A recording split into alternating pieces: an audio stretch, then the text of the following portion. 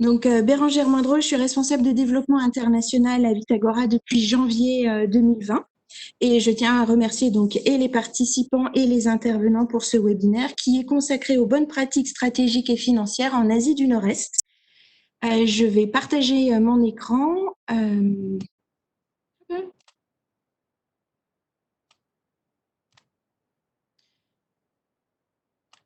Voilà.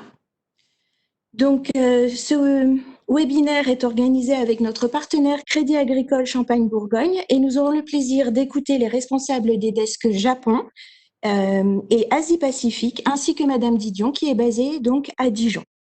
Nous avons fait le choix de travailler sur 3 pays, le Japon, la Corée du Sud et Taïwan.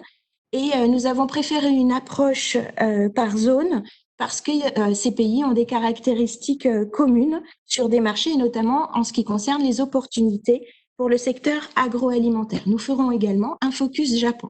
Donc, voici le déroulé du webinaire. Donc, nous sommes censés commencer à 9h30. Donc, avec les caractéristiques générales, les grands indicateurs économiques de la zone.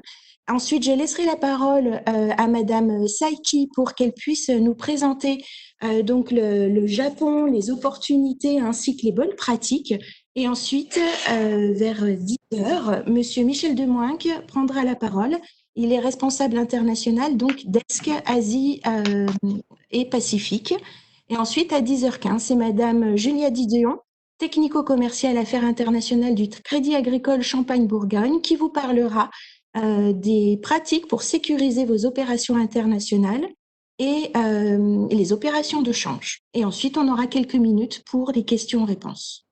Donc tout d'abord, je souhaiterais, avant de rentrer dans le vif du sujet, vous présenter l'activité internationale de Vitagora. Donc ce webinaire, en fait, s'inscrit dans une vraie dynamique internationale du pôle. Et comme vous le voyez, l'Asie du Nord-Est est une zone très chère au cœur de Vitagora, puisque c'est le résumé d'une dizaine d'années de partenariat avec des organismes et des institutions japonaises. Et vous voyez qu'en termes de nombre de délégations et de missions réalisées, c'est quand même assez important sur la zone.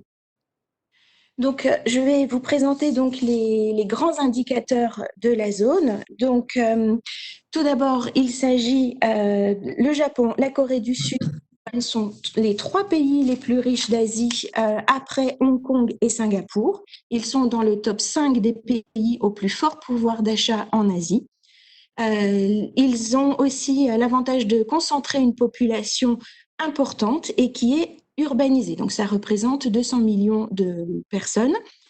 Le climat d'affaires y est favorable, stable. Donc, il y a des indicateurs qui propulsent ces pays dans les pays où il est bon de faire des affaires. Et il s'agit également de pays innovants, reconnus pour leur développement technologique et leur innovation. Je ne vous présente pas les grands groupes Toyota, Honda, Nintendo du Japon.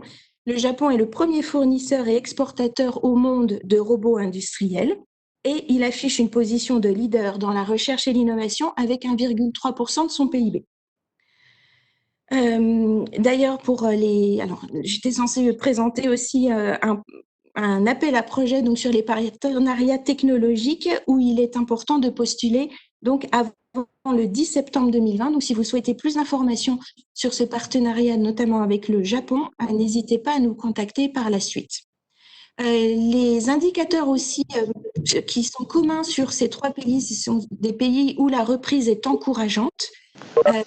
Du Sud qu'on place soit en 11e ou 12e économie mondiale, un recul du PIB de 1,3% entre janvier et mars versus le trimestre précédent, et c'est la Banque de la Corée qui l'indique.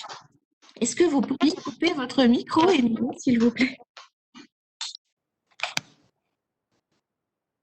Merci. Donc, je parlais de la reprise, donc une reprise assez encourageante, des économies résilientes comme celle de Taïwan qui, dès le trimestre, malgré la difficulté, affiche une croissance de plus 1,59%.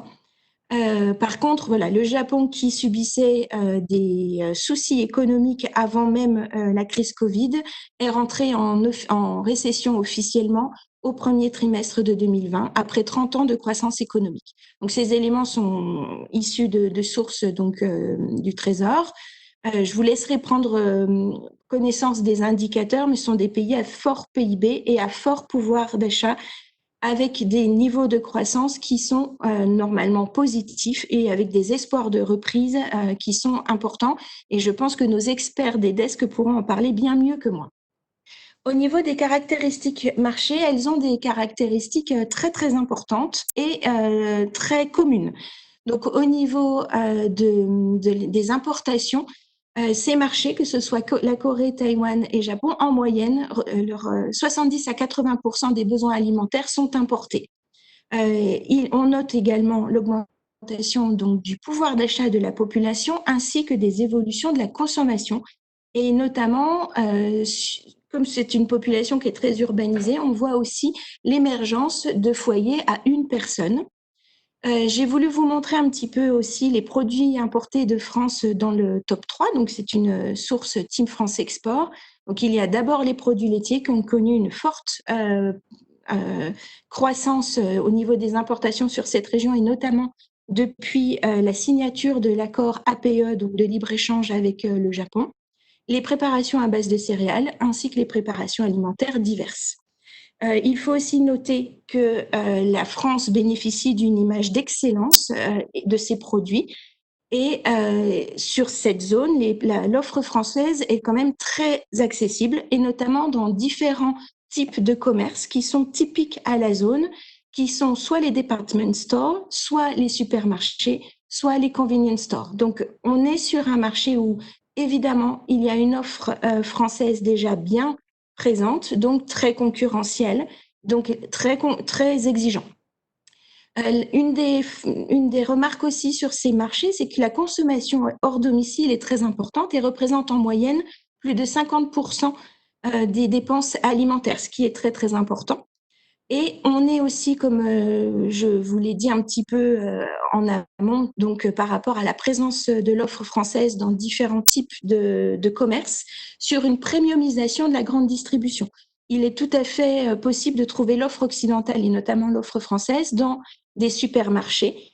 Donc, les consommateurs vont être exigeants puisqu'ils vont avoir le choix et on est sur des consommateurs éduqués, gourmets, très curieux, c'est-à-dire avec une appétence pour la nouveauté, pour le nouveau produit, pour le produit qui va se différencier, pour qui l'alimentation rime avec santé et pour qui le packaging est très, très important. Donc, et à revoir aussi, puisque souvent dans les pays européens et notamment en France, on est sur des packaging avec des grosses dimensions sur ces pays-là et notamment au Japon. Il faudra réfléchir à des packaging plus individualisés, mignons, qui attirent l'œil et qui correspondent quand même à une qualité et une qualité visuelle. On assiste aussi, alors pas que après, par la crise du Covid, mais on assiste également au développement du e-commerce. Ce sont des populations extrêmement connectées et les jeunes ont l'habitude d'acheter en ligne. Et on a remarqué avec la crise globale du Covid que les seniors se sont mis également à consommer et à avoir de nouvelles habitudes de consommation et notamment à acheter en ligne, et tout ce qui est nourriture et également boissons. Donc, les secteurs porteurs dans ces pays donc, sont notamment la boulangerie, les boissons sans alcool, les plats préparés. Mais même si je vous fais un panorama très positif de la zone, il ne faut pas minimiser les barrières à l'entrée et notamment sur les viandes, parfois les fruits et légumes. La réglementation y est très contraint quand même les entreprises internationales et ce sont des marchés exigeants. Je n'insiste pas parce que ce volet-là va être déployé par nos experts sur place. Je voulais juste peut-être insister sur le fait que les attentes sont très fortes en termes de qualité, de finesse de produit. Et en tant qu'entreprise française, il va falloir que vous mettiez en valeur vos atouts. Il faut que vos produits soient adaptés au grand export avec une forte valeur ajoutée, que le packaging soit avec des portions plus petites et adaptées aux attentes des consommateurs, Et le consommateur qui est très éduqué va être en attente de produits qui ont déjà été référencés. Donc, par exemple, souvent, quand vous commencez sur le marché japonais ou le marché coréen, on va vous demander si vous avez été référencé, soit dans les Galeries Lafayette, Grand Marché ou dans d'autres pays. Donc, il faut déjà avoir une expérience à l'international pour être pertinent sur ces marchés qui sont très exigeants, mais qui offrent beaucoup de possibilités, notamment un retour sur investissement. Il faut être patient. Donc, ces marchés structurellement, conjoncturellement sont solides. Il y a sur la Corée et le Japon 2 accords de libre-échange signés notamment avec la communauté européenne qui facilitent à la fois les réglementations et qui aussi facilitent en baissant les taux, les taxes sur l'import, donc les échanges de produits. Donc ça, il faut vraiment en profiter. Et puis, il faut se préparer. Donc, même si aujourd'hui, on est face à des incertitudes, et notamment en ce qui concerne l'ouverture des frontières, les salons, la tenue de salons à l'international, il faut peut-être trouver d'autres solutions qui passent par une prospection à distance, qui passent par peut-être envisager des opérations dans les premiers mois de 2021 et de préparer le terrain avec des rencontres importateurs-acheteurs.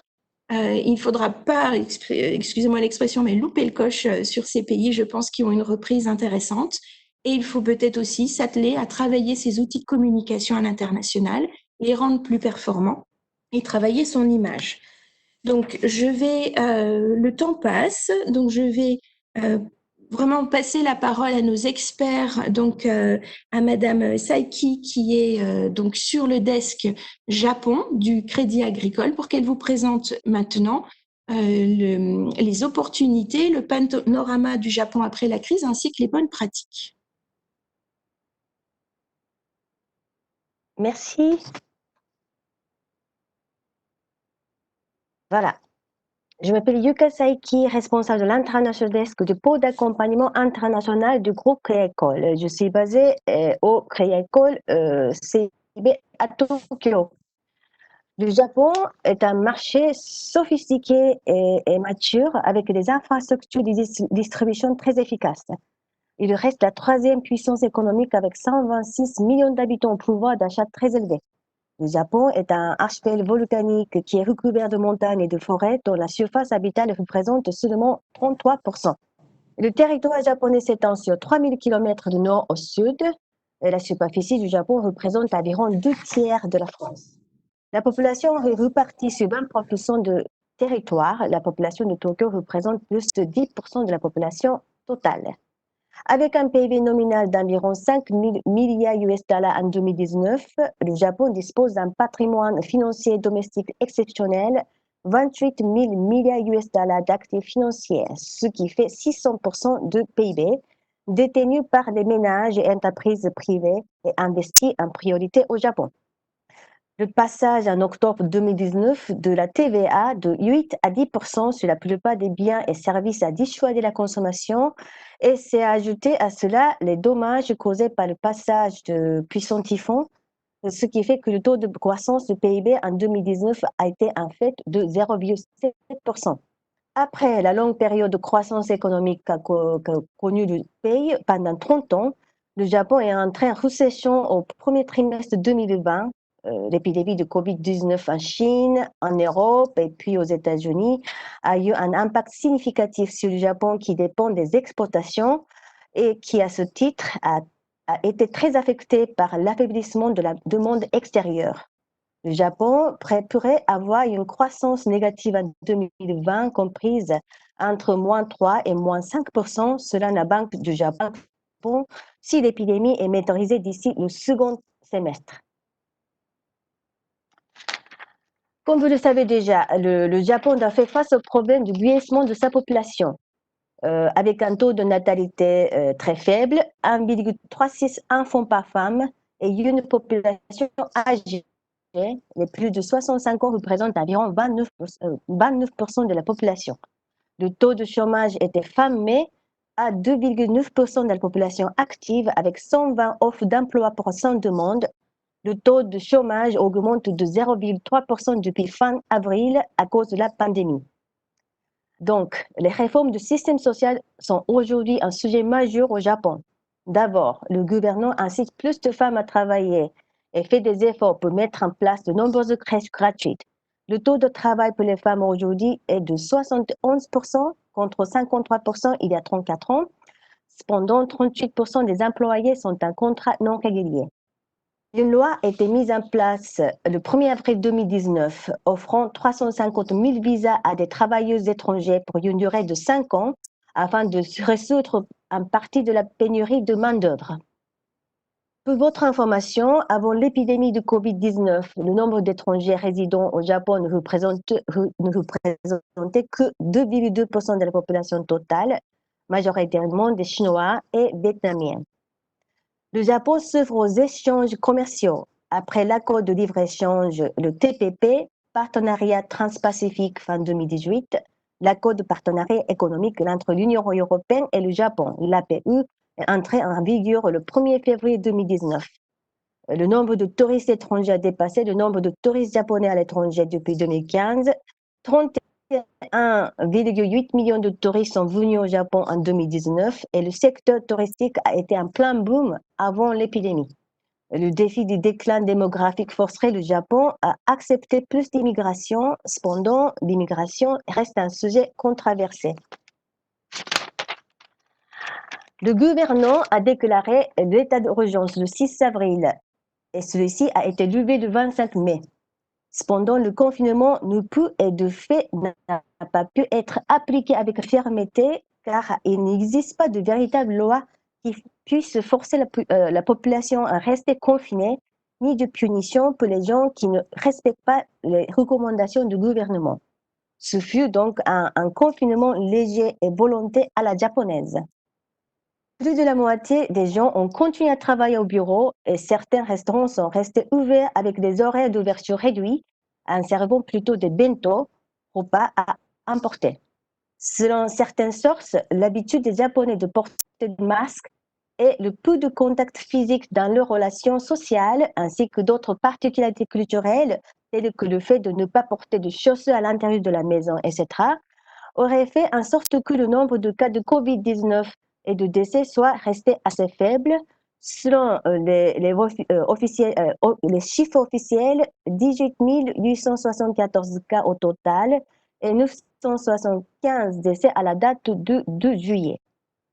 Comme partout dans le monde, le secteur des services a le plus souffert, forte baisse de flux touristiques, hôtels, restaurants, bien évidemment le transport aérien, etc.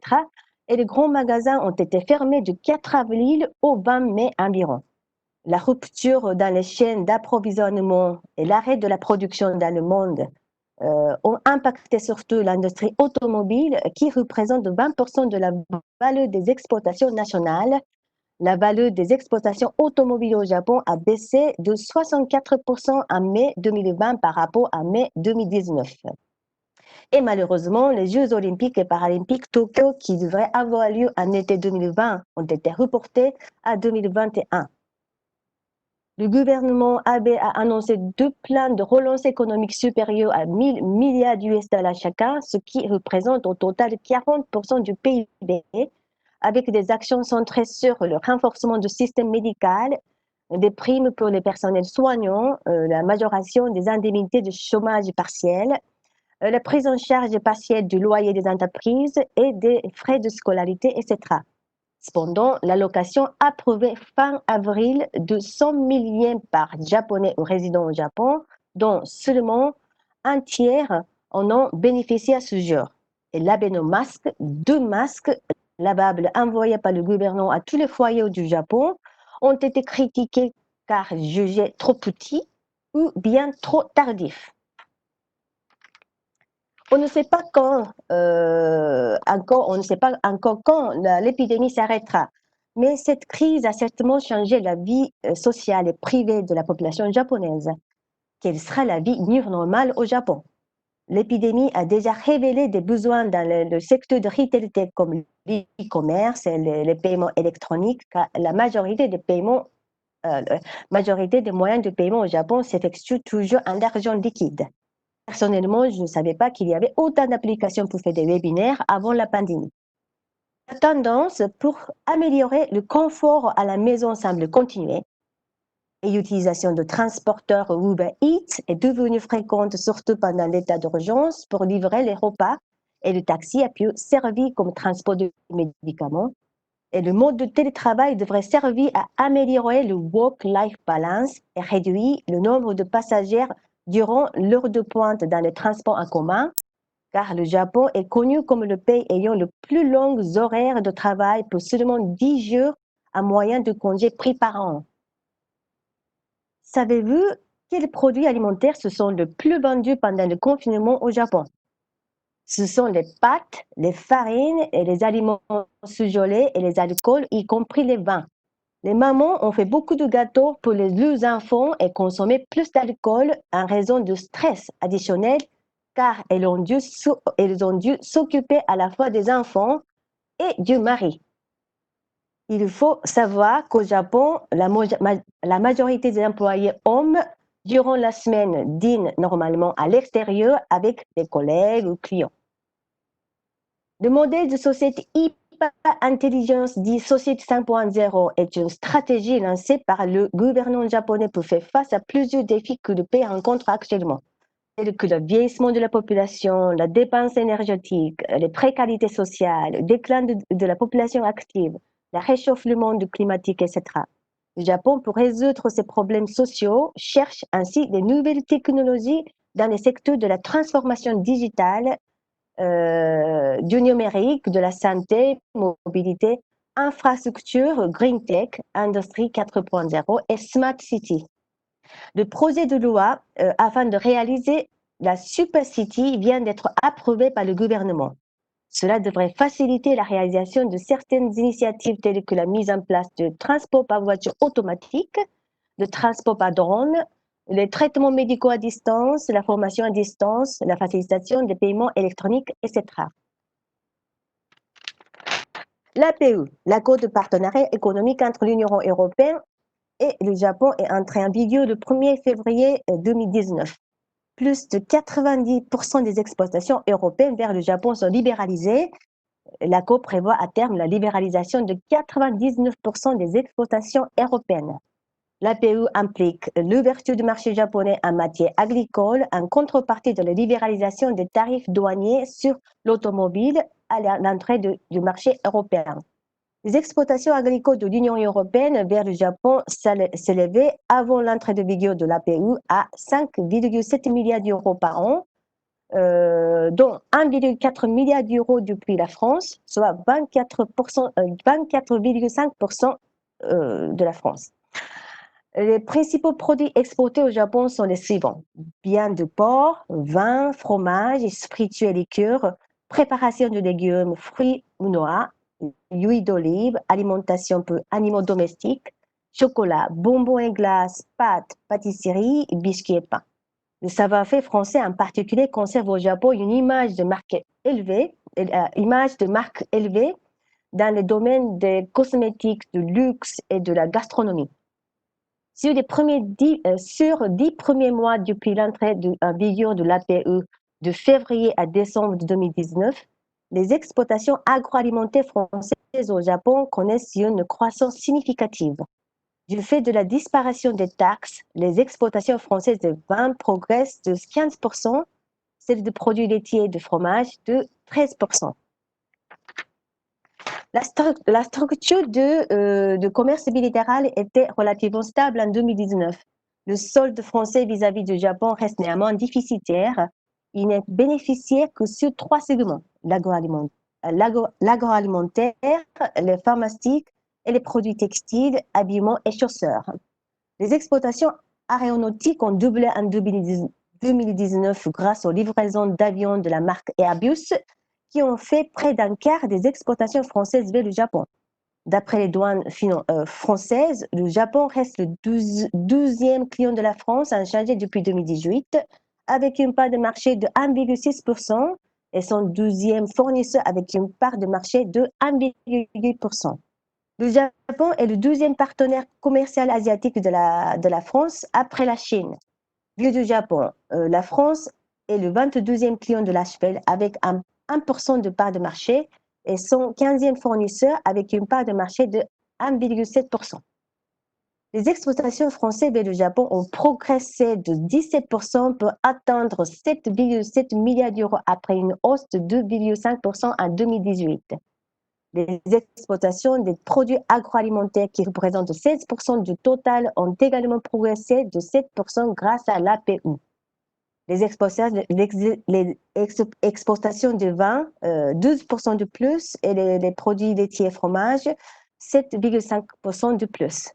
Les exportations de luxe, produits textiles, habits, cuirs et chaussures ont progressé également grâce à la bonne tenue de la consommation des ménages japonais et l'afflux de touristes. Cependant, la crise sanitaire du premier trimestre 2020 a bien impacté les exportations françaises vers le Japon.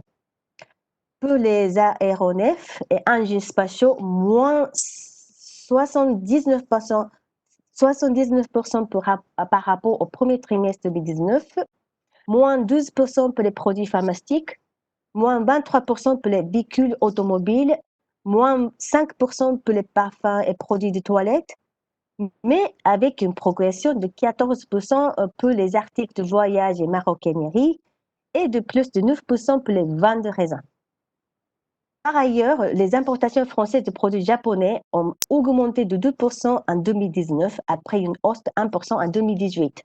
Les matériaux de transport restent en première place en port et les importations françaises de machines industrielles et agricoles représentent le 12e poste à l'import, soit 23% du total.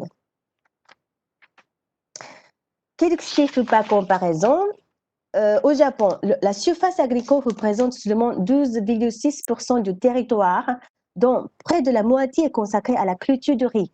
Le taux d'autosuffisance alimentaire japonais est en conséquence très bas. Le thé et le riz sont les deux principales récoltes.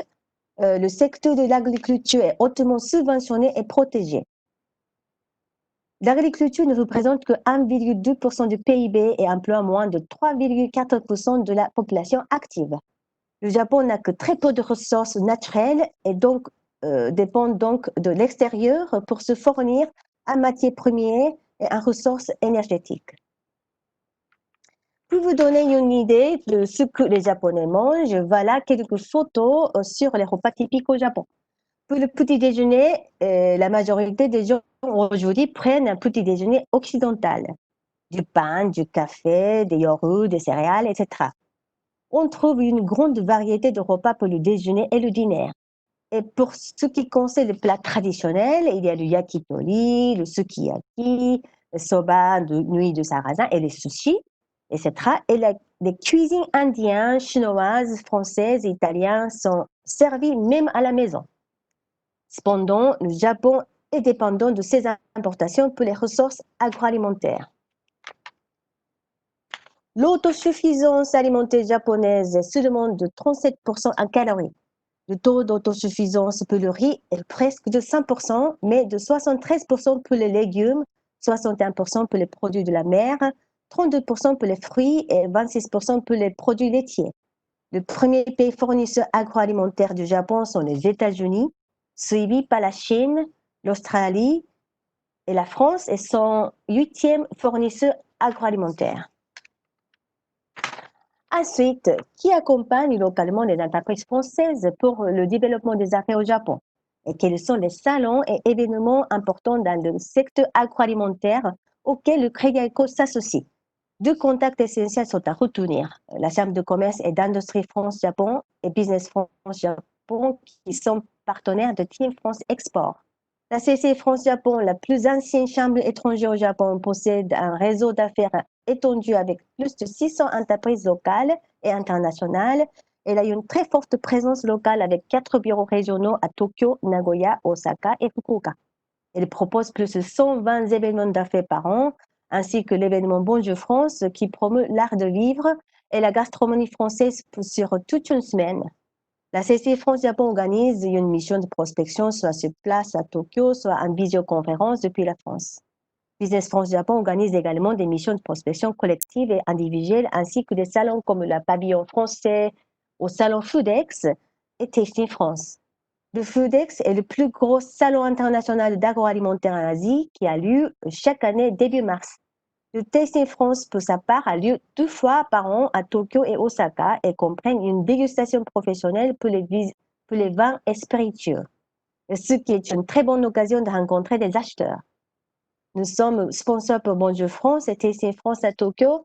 Présents à ces occasions, l'International Desk Japon se fera un plaisir de rencontrer nos clients français et de les aider à la mise en relation avec les importateurs. En ce qui concerne l'accompagnement bancaire, l'International Desk Japon aide à l'implantation de filiales pour nos clients français, notamment pour l'ouverture de comptes d'entreprises et particuliers dans une banque locale plus adaptée aux besoins des clients, ainsi que par la mise en relation avec des cabinets d'avocats, d'experts comptables, etc. Et bien évidemment, par la mise en place d'un financement local. Nous pourrons également donner des conseils sur les différences culturelles dont la compréhension est très importante pour faire des affaires avec les Japonais. Dans les affaires avec les Japonais, attention aux faux pas. Avant de parler de faux pas, je sais te vous dire que le Japon est un pays accueillant et les gens sont en général gentils. Cependant, il y a des choses à respecter dans les affaires. Il ne faut pas parler au second degré, il faut parler au premier degré. L'humour ne fonctionne pas de la même manière d'un pays à l'autre et ironie pendant les négociations est difficilement perçue. Une plaisanterie faite en pensant détendre l'atmosphère a toutes les chances d'avoir l'effet inverse, d'autant que décontraction et affaires sont rarement compatibles au Japon. Il ne faut pas être trop direct et forcé. Être agressif avec les négociateurs japonais est contre-productif. Il faut établir tout d'abord une relation de confiance avant d'être direct. Il ne faut pas être en retard pour des rendez-vous, pour des réponses, etc. Soyez à l'heure et ponctuel à tout moment. Être en retard est considéré comme impoli.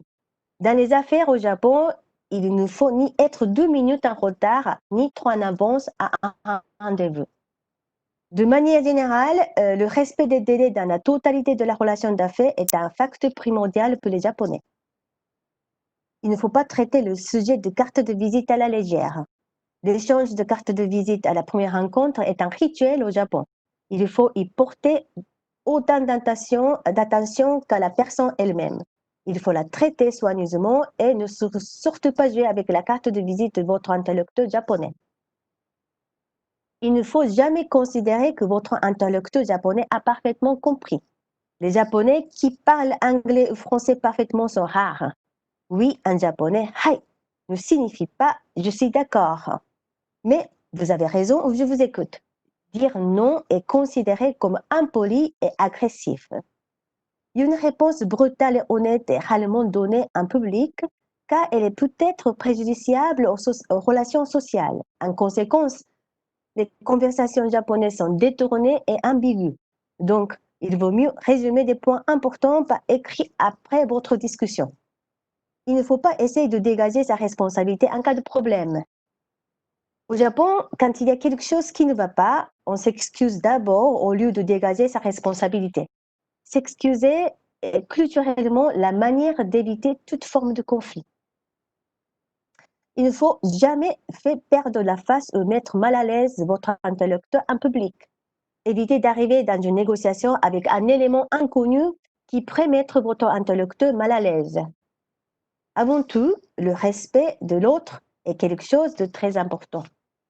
Voilà, merci de votre attention. Arigatou gozaimashita. Si vous avez des questions, n'hésitez pas à me contacter.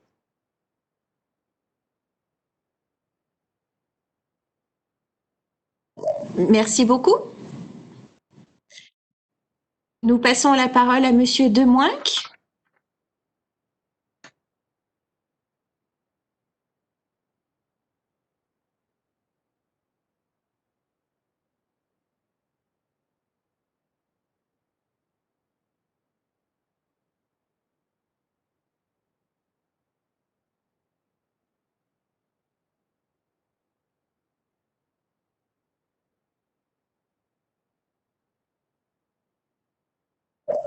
Monsieur Demoinck, on ne vous entend pas.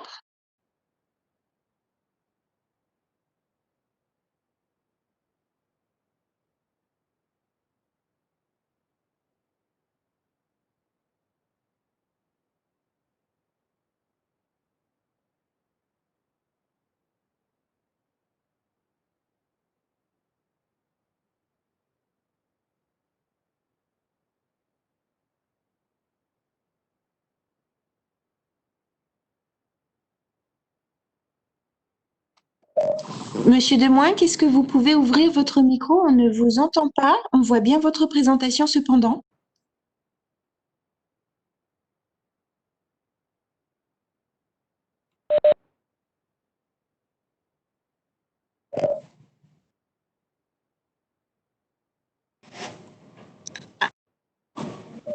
On a possibilité de lui réactiver automatiquement. C'est Jean Oui, de Dieu qui je viens de réactiver le micro de Michel au cas où. Michel, tu nous entends? D'accord. Moi, je t'entends, oui, très bien. Ok, on t'entend là, c'est bon. On m'entend, parfait. Ok. Ok, on peut commencer. Tu peux passer comment dire, en diapo, si possible. En diapo, et comment je fais ça? Alors, tu dois avoir le petit bouton en bas. Tu dois avoir le petit bouton en bas qui te permet attends, j'essaie de le voir. Alors, si tu regardes dans les icônes complètement en bas, à droite, tu as l'icône en fait qui te donne le volume, plus, moins, et juste avant le moins, tu as l'icône en fait pour, si tu cliques dessus, tu passes en diapo. Je ne sais pas si tu vois, c'est tout petit. Et je ne la vois pas. Je Ah, ne vois que mon slide. Ah, ok. Attends, voir.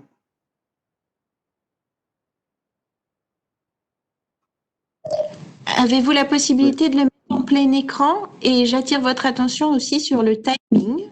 Merci Ouais. beaucoup. Ah, sur le timing. Alors, on va voir. Alors Michel, complètement en Ouais. bas de l'écran, complètement en bas, Oui. alors tu as les icônes, tu vois, tu as note. Non, je ne vois pas les icônes. Ah, tu vois pas les icônes. Non. Bah, sinon, ce qu'on peut faire, attends, voir, hein, je vais essayer de voir si je peux. Nous avons un autre niveau, la présentation. Si elle n'a pas changé, je vous propose peut-être de la diffuser en plein écran. Et Monsieur Demoin, dites-nous quand on doit passer les slides à ce moment-là. Oui. Ok. Ok. Oui. Donc Bérangère, je vous laisse la main hein, pour.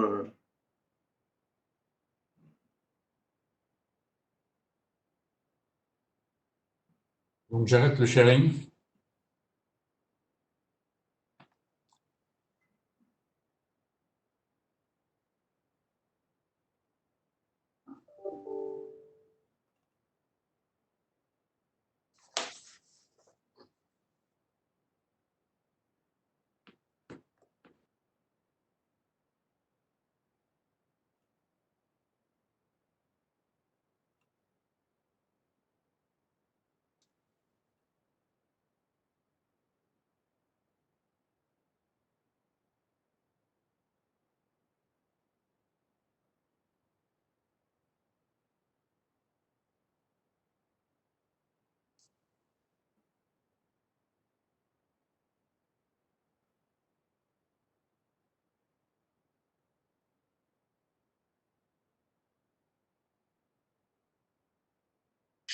Est-ce que la version PDF convient? Est-ce que vous voyez assez bien?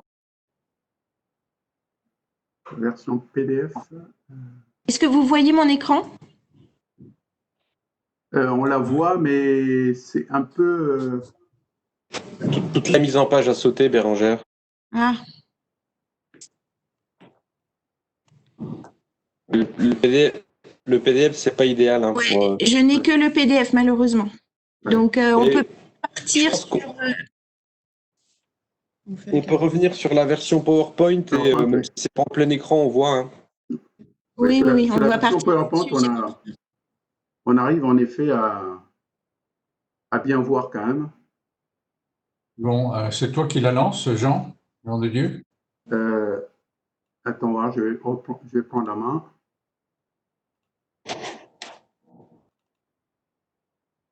Voilà, je suis en train de la lancer. Hein. Donc là, je vais passer en diaporama. Voilà. Normalement, vous la voyez tous là en diapo. Oui, très bien. Voilà. Donc voilà, tu as la main. Et puis Ok. je vais dérouler. Bon, voilà. Bon, donc je commence par un petit slide sur la présence du groupe Crédit Agricole en Asie. Donc nous sommes Asie-Pacifique. Nous sommes donc dans 9 pays. Asie du Nord-Est, comme vous le voyez, Japon, Corée, Chine, Taïwan, Hong Kong. Dans le Pacifique, Australie, et ensuite l'Asie du Sud-Est avec l'Indonésie, Singapour. J'ai pas mentionné la Corée oui, j'ai mentionné la Corée aussi, et plus dans le sous-continent indien avec l'Inde évidemment. Donc au total, on a 5400 personnes. On a une présence dans la région depuis 1875. Slide suivant. Donc je vous donne un petit contexte général de la zone. Donc ralentissement de la croissance, on en parlait un petit peu surtout avec le ralentissement de la croissance en Chine, mais ça c'était pré-Covid. Évidemment, en situation post-Covid, il y a clairement un ralentissement qui s'est accru, non seulement pour la Chine, mais pour l'ensemble des pays de la région. On pense que l'Asie aura cette année une croissance négative globalement, même si les pays dont nous avons parlé, Japon, Corée et Taïwan auront une croissance positive, je reprendrai ça par la suite, et la Chine également aura une croissance de entre 1,5 et 3% selon les sources. Perte de compétitivité, pas vraiment. Guerre commerciale avec les États-Unis, c'est le grand sujet évidemment du moment, notamment, et faisant partie de cette guerre commerciale, les ambitions haute technologie de la Chine, qui font tension avec les États-Unis. Il est intéressant de constater que pour parer à cette guerre commerciale, la Chine a quand même pris beaucoup d'initiatives, notamment avec des accords de libre-échange régionaux, qui sont le CPTPP et le RCEP. Je vais dire deux mots du RCEP, qui est donc le Regional Comprehensive Economic Partnership, parce que c'est quand même un projet très ambitieux. C'est donc un accord de libre-échange pour la région Indo-Pacifique entre les 10 pays membres de l'ASEAN, plus l'Australie, la Nouvelle-Zélande, le Japon, la Chine et la Corée. Donc ça fait une quinzaine de pays. L'Inde était supposée y participer, mais elle est sortie notamment parce qu'il y avait des problèmes pour eux avec leur vente de médecine générique sur les pays pauvres, et donc ils ont préféré en sortir.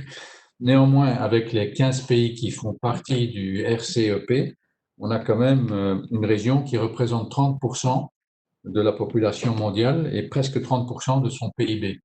Donc c'est important. Par ailleurs, pour la région, il est aussi important de noter qu'il y a régulièrement des tensions géopolitiques entre le Japon, la Taïwan et la Chine qui se disputent un certain nombre d'îles, entre les différents pays d'Asie du Sud-Est et la Chine, notamment sur la problématique de la mer de la Chine du Sud. Il y a aussi des frictions entre la Chine et l'Inde. Et sans parler non plus aussi des frictions entre les deux Corées. Bon, ça c'est pour le contexte général. Alors, pour rentrer un peu plus dans le vif du sujet, donc je rappelle quand même la notion des 4 tigres asiatiques, qui est une notion un peu périmée qu'on n'utilise plus tellement aujourd'hui. Les 4 tigres asiatiques, c'était Hong Kong, Singapour, Taïwan et la Corée du Sud. Bon, Hong Kong et Singapour sont devenus, je dirais, 2 places financières importantes dans la région. Et tant la Corée du Sud que Taïwan, comme l'a dit Bérangère, donc ont quand même des situations qui sont quand même assez similaires à différents points de vue. C'est des pays qui sont aujourd'hui déjà très développés et qui ont effectivement sur un plan répartition du PIB beaucoup de similitudes. Bon, le slide suivant, donc on va commencer avec la Corée du Sud rapidement. La Corée du Sud, donc d'abord la présence du groupe Crédit Agricole. CACIB, Crédit Agricole CIB, est la première banque française présente en Corée depuis 1974, avec aujourd'hui 94 employés. Nous avons aussi Crédit Agricole Securities Asia et la JV en gestion d'actifs de Amundi avec NH, le groupe NH Nongnup, qui est en fait une coopérative agricole, un peu comme le Crédit Agricole en France. La clientèle de Crédit Agricole Corée est une clientèle de grandes institutions et de grands groupes coréens, les fameux chaebol, Également les filiales de sociétés multinationales de différents pays, pas seulement les françaises. Vous voyez Air Liquide, Bouygues, Decathlon, Pernod Ricard, Total, BMW, Ericsson et d'autres. Synergie avec le groupe Crédit Agricole, nous accompagnons surtout les filiales étrangères des grands groupes coréens comme LG, Samsung, SK, POSCO, Hankook, quand ils se développent dans le réseau avec des relations, des mises en place de relations bancaires dans des pays comme l'Égypte, le Maroc, la Pologne, l'Ukraine et la France, bien entendu. Page suivante. La Corée du Sud, comme on l'appelle parfois, donc aussi le pays du matin calme, qui est pas une dénomination qui tient compte des déboires qu'ils ont avec leur voisin du Nord, n'est peut-être plus tellement approprié. La Corée du Sud est la 11e puissance économique, la 12e selon Vitagora, mais enfin, peu importe, c'est plutôt en ordre de grandeur. 5e pays exportateur au monde, avec un PIB qui se compose pour 35% de l'industrie, 60% dans la tertiaire et seulement 2% dans l'agriculture. D'où l'intérêt du sujet mentionné par Pythagora. Le PIB par habitant est assez important, avec environ 30 000 $ par habitant. C'est un pays de 52 millions d'habitants, donc c'est quand même un gros marché. Ça a été mentionné avant l'accord de libre-échange avec l'Union européenne depuis juillet 2011.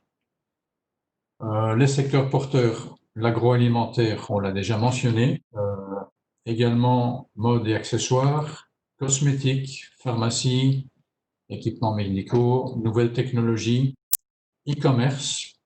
C'est le 3e pays en matière d'e-commerce en Asie. C'est un pays hyper connecté.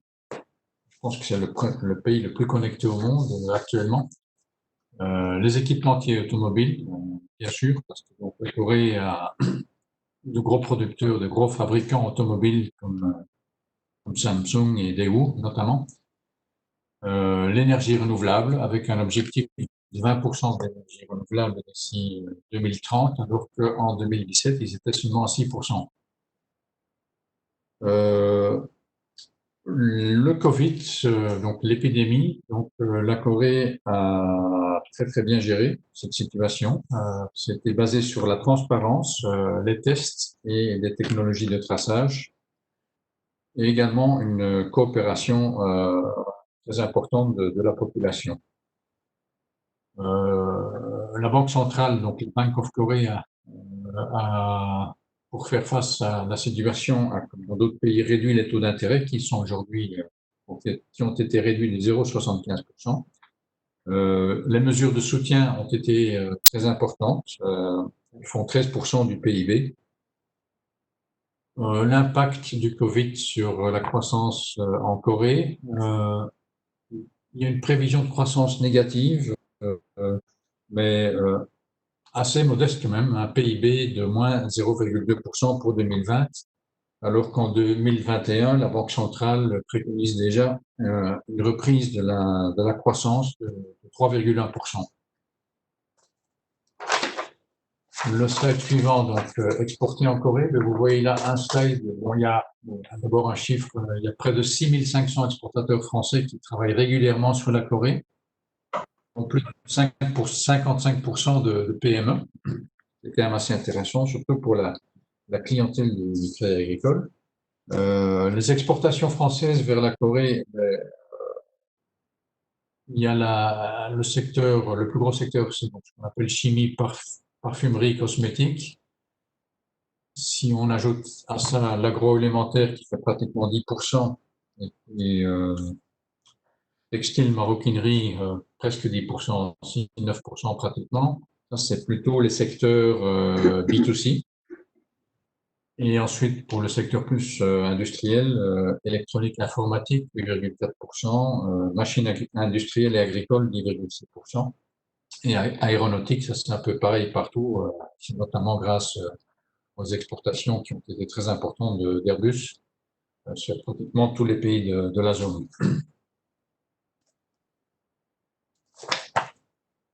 Alors, sur le slide suivant, comment démarrer à l'export? Ben, évidemment, il faut d'abord trouver le bon partenaire commercial. Donc, on peut essayer de le trouver en direct, aller sur place ou notamment participer à des salons, peut-être sur place en Corée ou en France.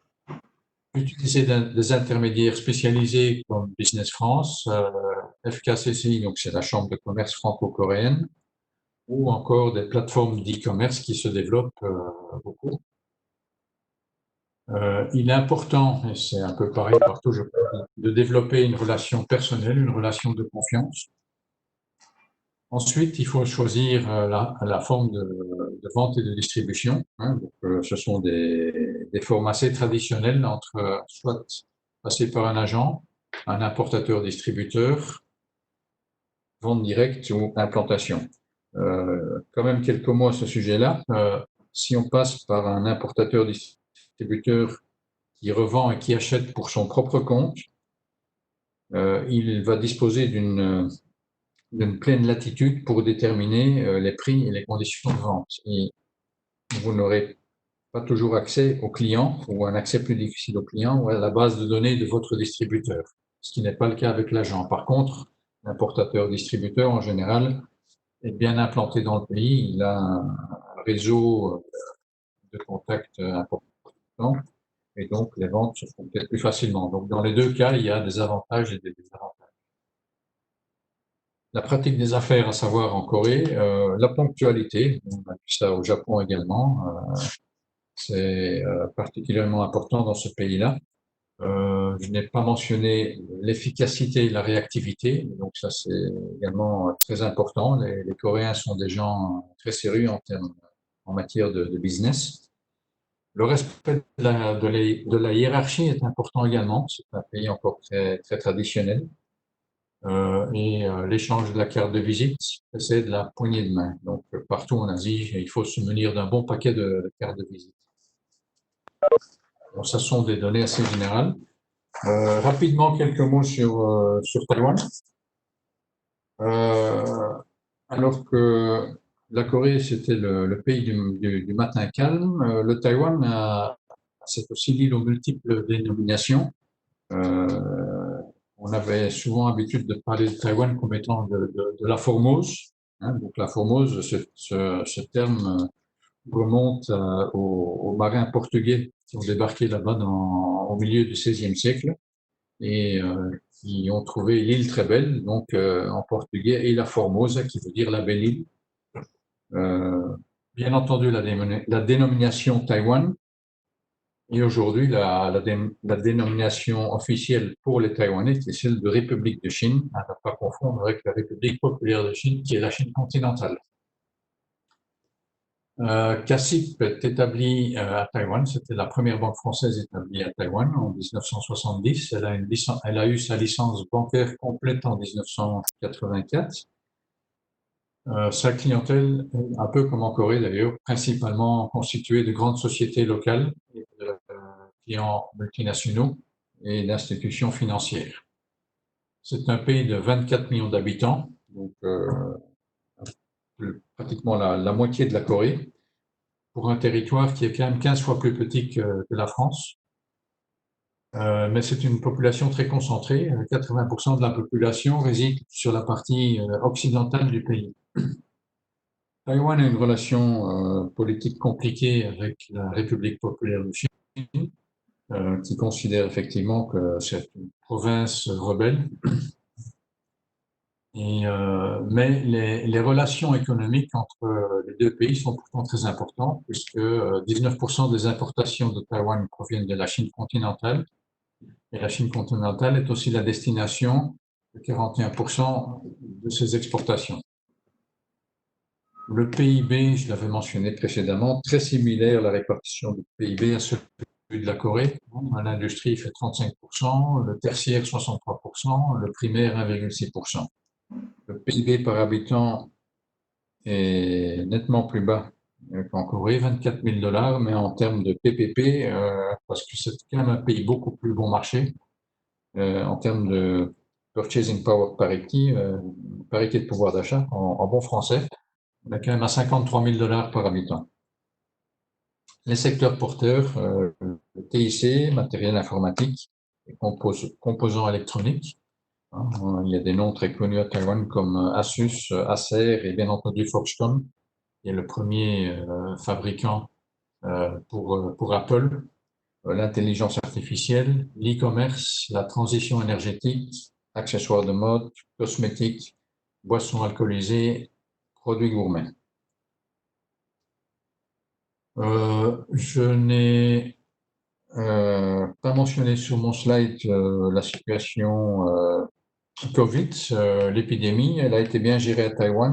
À fin avril, je n'ai pas actualisé mes chiffres, mais à fin avril, il y avait moins de 400 cas et seulement 6 décès. Donc, depuis lors, ça n'a pas beaucoup évolué. Donc, la situation était bien contrôlée. L'impact sur le PIB, selon la Central Bank, la Banque centrale de Taïwan, le PIB en 2020 devrait quand même connaître une croissance positive de 1,5%. Comment démarrer à l'export? Encore une fois, il faut trouver c'est le slide précédent, trouver le bon partenaire, donc l'identification des contacts, prospection, la prise de rendez-vous peut être prise par Business France Taïwan ou d'autres prestataires comme la Chambre de commerce. Tout ça, c'est assez similaire à ce que j'ai dit pour la Corée. Il faut quand même faire particulièrement attention pour la protection de la marque, à faire en amont. La plupart des produits peuvent être librement importés à Taïwan après enregistrement de l'importateur. Il faut cependant observer les règles de dédouanement et d'étiquetage qui doivent être faits en chinois. Pour les produits, il y a certains produits qui sont sujets à licence d'importation, donc je n'ai pas voulu les lister ici, mais donc vous aurez la liste sur le site web du Bureau of Foreign Trade. Donc vous avez le site web qui est indiqué là-dessus.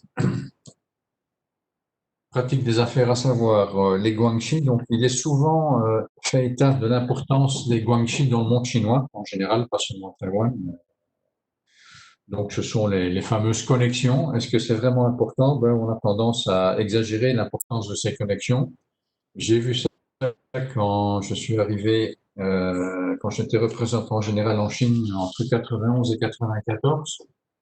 Et on faisait beaucoup de cas des guanxi. Donc, moi, j'étais nouveau venu en Chine et je n'avais aucun guanxi. Par contre, comme j'ai travaillé quand même pour une banque importante qui avait bonne réputation, finalement, c'est ça qui comptait. Donc, ce qui compte plus que les guanxi, c'est quand même la compétence et le professionnalisme, même si les connexions peuvent aider. La ponctualité est aussi très importante. Et donc, en termes de ponctualité, c'est une petite recommandation pratique. Vous avez des rendez-vous à Taïwan. En général, ce sera plutôt Taipei ou Taichung ou Tainan, peu importe. Mais comme les chauffeurs de taxi en général parlent très peu anglais, il est important d'avoir l'adresse de vos rendez-vous écrite en chinois traditionnel. Les échanges de cartes de visite, c'est comme en Corée, c'est important. Ensuite, n'oubliez pas les produits de BPI France Assurance Export, notamment l'assurance prospection, qui vous donne une assurance contre le risque d'échec commercial. Je pense que peut-être Julien vous en parlera également. Mon dernier slide, finalement, il est très général. Oui, Jean, tu peux passer le dernier slide. Donc, c'est les services des International Desk. C'est un peu ce dont Yuka nous a déjà parlé. Donc, c'est des informations et conseils tant sur le plan bancaire que non bancaire, l'orientation vers des prestataires de services locaux pour les entreprises qui décident de s'implanter sur place avec une entité commerciale, aide à la création ou à l'acquisition de sociétés locales, voire même production, les ouvertures de comptes. Résidents, non résidents, ça dépend des pays. Les comptes non résidents en Corée, c'est possible. À Taïwan, les comptes non résidents, surtout en devise locale, ne sont pas autorisés. Gestion de trésorerie locale internationale. les financements, trade, financement export, le change, mise en place des financements, suivi personnalisé dans les pays. Voilà, j'en ai terminé. Donc, le dernier slide, c'est mes coordonnées. Donc, vous pouvez me contacter si vous avez des questions, par téléphone, par email, comme vous voulez, ou via votre interlocuteur en France. Merci. Un grand merci pour toutes ces informations très riches. Je passe la parole à Julia Dion qui est avec moi et qui va vous parler donc de comment minimiser les risques. Je vais partager l'écran.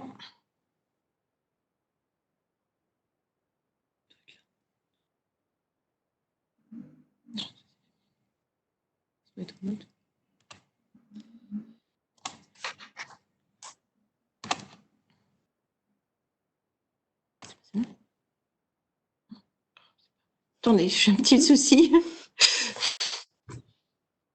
On ferme celle-ci.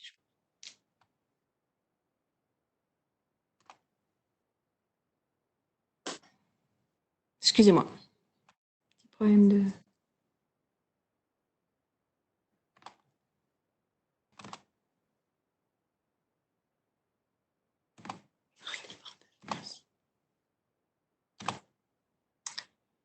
Bien.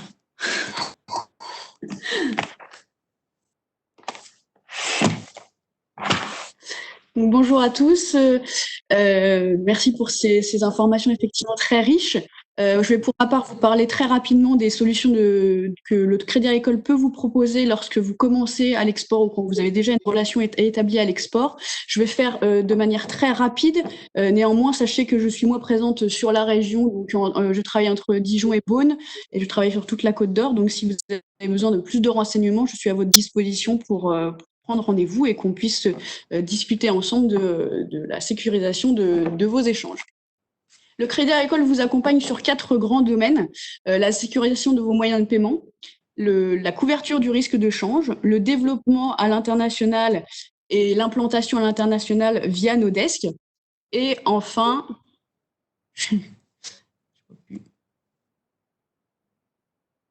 et le financement à l'international avec tout ce qui est solution pour améliorer votre BFR à l'international. Parlons tout d'abord des risques. Quand on part à l'export, il y a plusieurs risques qu'il faut prendre en compte. Tout d'abord, le risque commercial, puisque vous ne connaissez pas forcément votre interlocuteur, votre nouveau client. Et même si vous le connaissez, à partir du moment où il va demander des délais de paiement, il est important que vous soyez sécurisé sur le paiement de vos transactions. Donc ça, c'est un risque que l'on peut prévoir au Crédit Agricole et qu'on peut assurer. Il y a également le risque pays. Il y a certains pays dans lesquels vous allez travailler qui peuvent être dangereux, qui peuvent être instables. Politiquement, il peut y avoir des guerres, il peut y avoir des coups d'État. Ça aussi, on peut l'assurer via des techniques bancaires. Le risque bancaire également est à prévoir dans vos échanges puisque vous allez passer aussi par la banque de votre bénéficiaire. Celle-ci n'est pas forcément stable. Il peut y avoir des faillites de banque et ça aussi, on peut le prévoir dans vos échanges. Enfin, le dernier risque que l'on peut évoquer, c'est le risque de change. À partir du moment où vous facturez dans une devise étrangère, il y a ce risque qu'il faut prévoir, puisque entre le moment où vous allez mettre en place votre proforma et l'envoyer à votre client et le moment où vous allez être payé, il peut y avoir une différence entre deux cours. Et ça, il faut le prévoir. Nous avons des solutions pour vous accompagner. On parle tout d'abord de la sécurisation des moyens de paiement. Dans ces cas-là, il y a 2 grandes catégories de produits que l'on peut mettre en avant. Tout d'abord, tout ce qui est garantie internationale, c'est un contrat que l'on met en place, qui est collé à votre contrat commercial, qui va permettre de sécuriser vos échanges. Enfin, on a la partie documentaire, c'est-à-dire là, c'est un vrai moyen de paiement. On parle de crédit documentaire ou de remise documentaire, ce qui va permettre de sécuriser vos échanges avec une confirmation bancaire supplémentaire en plus pour sécuriser le risque pays et le risque bancaire dans vos échanges. Pour être plus clair, j'ai ce petit slide qui permet pour vous exportateurs de voir un petit peu quel est le niveau de sécurisation que vous pouvez avoir avec les différentes possibilités qui vous sont offertes quand vous mettrez en place votre paiement. Le plus risqué, bien sûr, c'est ce qu'on va appeler le compte ouvert, c'est-à-dire que vous offrez à votre client la possibilité de payer à échéance alors que vous avez déjà expédié votre marchandise. Là, vous n'avez aucune sécurité, bien sûr, et c'est au bon vouloir de votre client de vous payer.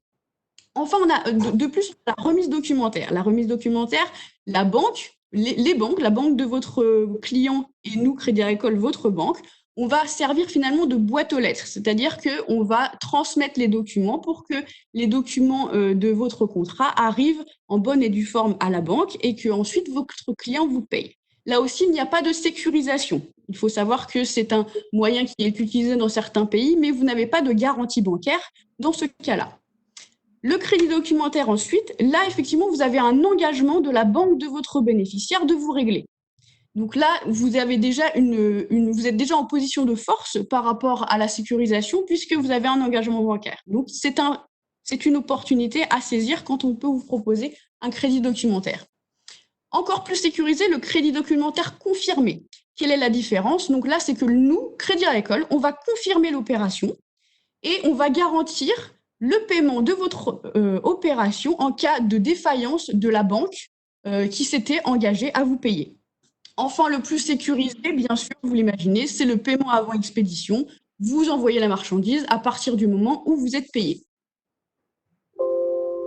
Un petit point sur le financement de vos opérations à l'international. On a la possibilité, effectivement, au Crédit Agricole de mobiliser le poste client, c'est-à-dire de mettre en place des escomptes sur vos opérations à partir du moment où il y a une garantie où il y a un crédit documentaire qui est mis en place. On peut escompter ces opérations pour que vous ayez les fonds avant que votre client vous paye. Donc, ça permet d'avoir un peu plus de facilité par rapport à votre trésorerie. La couverture du risque de change, j'en parlais en introduction. Effectivement, on a plusieurs solutions pour vous prévenir contre ce risque, avec des solutions plus ou moins complexes en fonction de votre appétence au change et en fonction de vos besoins, qui vont d'une simple opération de change à terme jusqu'à la possibilité d'avoir recours à la salle des marchés de CACIB avec des options de change, des tunnels bonifiés, des accumulateurs, des solutions plus complexes mais qui vous permettent parfois d'améliorer votre cours de change et surtout de vous prémunir contre les risques à partir du moment où vous traitez des devises. Un point sur le développement commercial. Donc là, c'est ce que présentait Nodesk un peu plus tôt, c'est-à-dire qu'à partir du moment où vous voulez vous développer à l'international, on a un réseau aujourd'hui avec des personnes physiquement dans les pays qui permet aujourd'hui de couvrir plus de 90 pays dans le monde et qui vous permet effectivement d'ouvrir un compte dans le pays dans lequel vous êtes implanté, aussi d'avoir des relations extra-bancaires avec Nodesk qui vont pouvoir faire l'intermédiaire et vous présenter les bonnes personnes pour vous accompagner à l'international. N'hésitez pas donc à faire appel à nous pour que nous puissions vous présenter nos solutions en fonction du pays qui vous intéresse. Je voulais faire un petit point aussi sur deux solutions aussi qui sont présentes au Crédit Agricole pour votre développement international. Je voulais vous présenter le CA Trade Club. Alors, qu'est-ce que le Crédit Agricole Trade Club? C'est une plateforme digitale de mise en relation B2B. C'est très innovant. On est les seuls en France à proposer cette solution. En fait, c'est une alliance bancaire qui va permettre aux clients de ces banques qui ont été sélectionnés pour leur solvabilité et la qualité de leur relation avec leur banque d'accéder à une plateforme de mise en relation du type LinkedIn que vous pouvez connaître dans vos relations professionnelles. Mais là, dédié à votre entreprise, vous allez présenter votre entreprise via une business card et un algorithme va vous permettre de faire des rencontres virtuelles avec des importateurs ou des exportateurs, des partenaires en fonction de vos besoins et de vos appétences par rapport au pays que vous aurez sélectionné. C'est une alliance qui a été créée, qu'on a rejoint il y a un peu plus d'1 an. Il y a aujourd'hui 48 pays qui sont partis de cette alliance et c'est un service qui est gratuit, il faut bien le préciser pour les clients de Crédit Agricole. C'est une vraie opportunité à saisir pour vous, clients du Crédit Agricole, pour faire de nouvelles rencontres à l'international et développer votre business. Enfin, le dernier point que j'aborderai, c'est notre vitrine internationale. On a aujourd'hui la chance d'avoir une vitrine ouverte à tous, pas seulement pour nos clients, que vous pouvez consulter à partir du moment où vous avez des besoins à l'international, tout simplement en cliquant sur la map que vous pouvez voir sur le pays qui vous concerne, vous allez avoir accès à différentes informations. C'est un premier pas vers l'international pour connaître un petit peu les us et coutumes du pays, pour savoir quel est le moyen de paiement qui est utilisé dans ce pays-là et avoir les contacts pour démarrer à l'export. Vous avez également des fiches produits sur ce site qui vous présentera plus en détail la garantie internationale, le crédit documentaire ou nos opérations ou nos solutions pour le change. J'attire votre attention sur le fait que c'est une première découverte de l'international. Pour la suite, je suis à votre disposition et nos desks sont à votre disposition pour vous accompagner dans votre développement. Voilà, j'en ai fini, n'hésitez pas à faire appel à nous. Alors ça, c'est une conclusion très dynamique. Merci beaucoup. C'est vrai qu'on est un peu en retard sur le timing. Je tiens à vous remercier tous, Desk Asie-Pacifique, Desk Japon et Julia pour votre implication dans ce webinaire et toutes les informations précieuses que vous nous avez partagées. Et je remercie également les participants de ce webinaire. Donc, Vitagora est engagé sur la zone avec notamment d'ici la fin de l'année la création d'un bureau au Japon. Donc, si vous avez des velléités de développement à la fois partenarial, business, technologique, n'hésitez pas à venir nous en parler à Vitagora. Nous ferons les passerelles et c'est vrai que nous manquons un petit peu de visibilité sur les actions 2021. Sachez que nous avons un déplacement prévu normalement en novembre 2020 sur le Japon, mais nous n'en savons pas encore beaucoup, donc n'hésitez pas à me contacter pour en savoir plus. Un grand merci à tous. Merci aussi à l'équipe technique et je vous souhaite une très belle journée. À bientôt. Au revoir.